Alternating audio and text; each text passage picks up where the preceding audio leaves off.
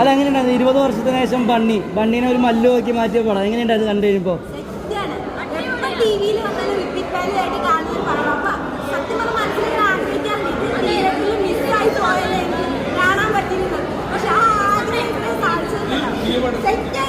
ഒരു പുതിയ പടം കണ്ടപ്പോൾ സന്തോഷം സത്യം പറഞ്ഞാൽ കിട്ടില്ല.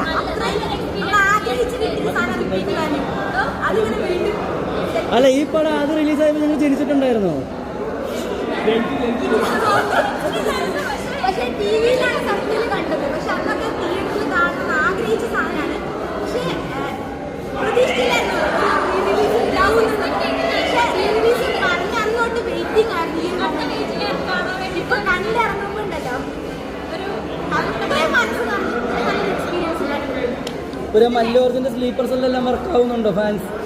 സത്യം ഫാൻ കാർഡായിട്ട് നിൽക്കുന്നുണ്ട്. പക്ഷെ എന്താ പറയുക, ഒരു പഴയൊരു പടം റിപ്പീറ്റിൽ 4K നല്ലൊരു സ്പേസിലൊക്കെ കണ്ട് നിൽക്കുമ്പോഴുള്ള ഒരു എക്സ്പീരിയൻസ് പറയാൻ പറ്റില്ല. അത്രയും അടിപൊളി. ഹാപ്പിയാണ്. ഹാപ്പി.